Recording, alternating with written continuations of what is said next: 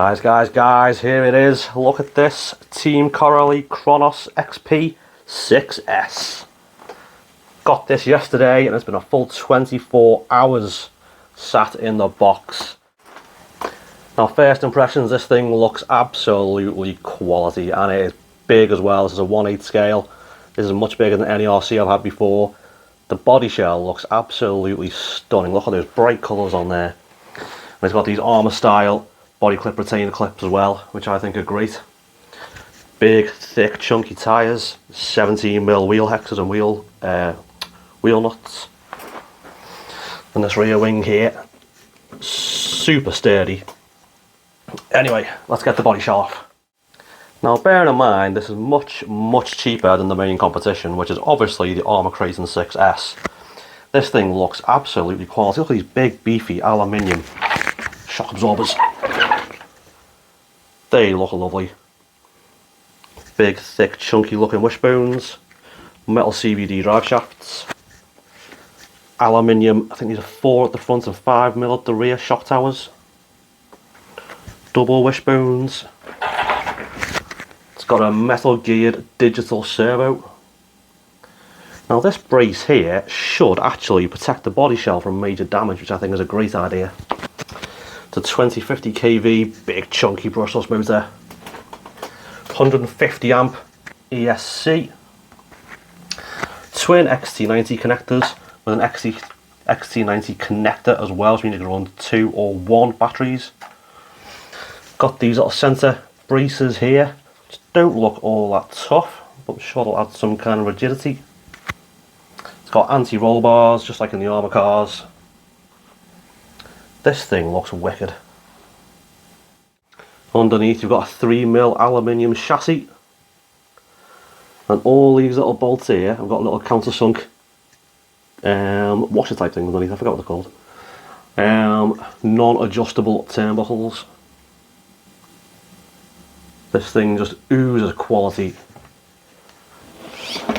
and looks like an epic piece of engineering in my opinion.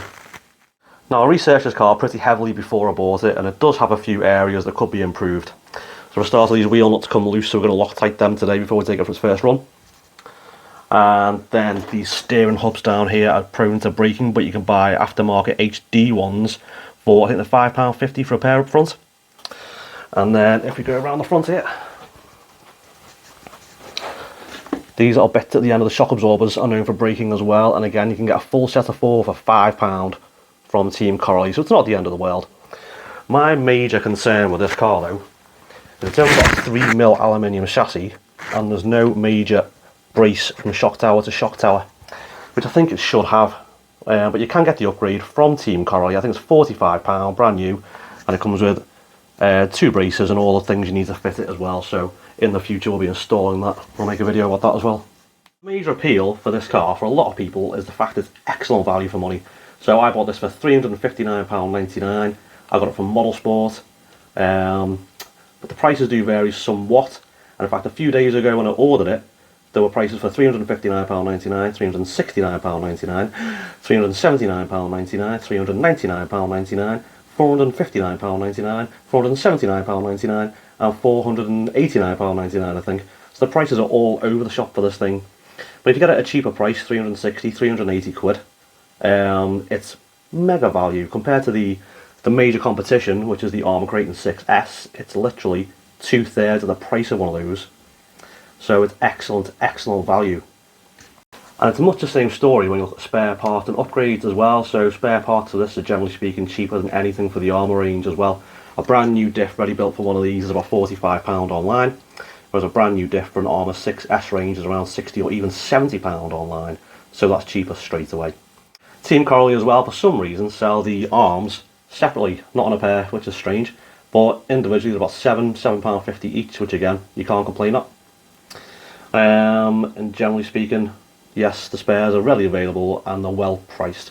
And there's a lot of upgrades for these available on the market as well, some from Team Coralie and some from other manufacturers. And again, the upgrades seem to be cheaper for this car than they are for the likes of Armour.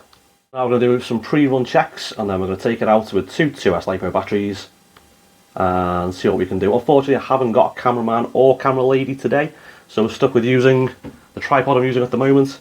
So it will be the best footage, but in a couple of days time I'll get my camera lady out with me and my cameraman out with me a couple of days later, and we'll get some right good footage of this running 4S. And in a couple of weeks time we'll go on to 6S as well. So if you want to see that footage, guys, don't forget to subscribe. So the things we're going to do before we go for a run today is we're going to take these wheel nuts off, put a tiny bit of Loctite on them just to keep them on there. Not too much though, as you don't want to be able to not be able to get them off if something breaks. I'm going to check all the nuts and bolts and make sure they're tight. And then we're going to set the ESC and the endpoint on the servo as well. So we're cracking on with that, and then we can go out and have some fun. Yay!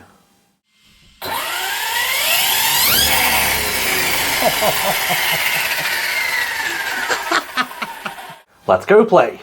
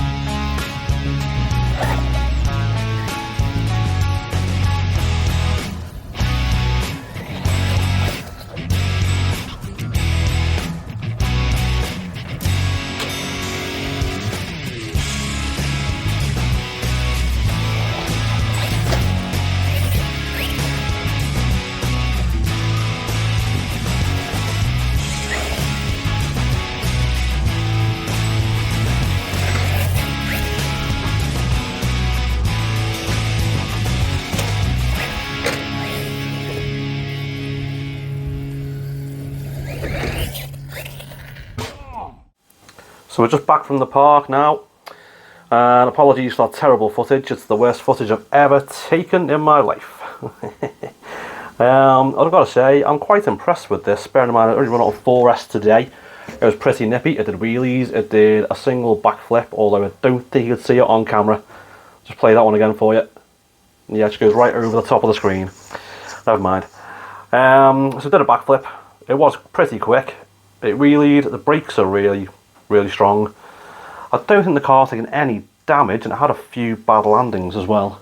A little crack in the body shell there. This rear wing is really tough, by the way. But no, so far, no damage apart from that. Let's have a look underneath. These retainer clips are great, by the way. This body shell comes on and off really easy. So everything's good under there, no breakages anywhere that I can see, and although you couldn't see it on the camera, it nosedived on one from about 10-15 foot, no damage, and I hit the rear end from one of those jumps as well, about 10 or 15 foot, and again, no damage anywhere. So it was a little tiny light bash, but so far it's held up well. The wheel nuts have held on with the Loctite on, so that's good news. The only bad thing I found today is when I ran it at speed for constant 5 or 6 minutes, it overheated. And that's only on 4S. So is 6S going to work at all? I don't even know. The other thing I have to note is that the handling is fantastic. This thing didn't body roll once. And it's probably thanks to these big meaty shocks and these little anti-roll bars as well, if you can see them. Handled fantastically. Now my only other cause of concern really is how much these tyres ballooned at speed. Now, I'll show you a little clip now of it popping a little wheelie, and these front tyres went massive, and again that's only on 4S. Now a lot of people have said in stock trim it's best to run this at 4S, and I think they're probably right. I don't think it's going to handle 6S particularly well at all as it is, but with a few small modifications I'll give it a go on 6S and see how we get on. So to conclude guys, I'd say, you know, I paid $360 for this. I'm really pleased at a $360.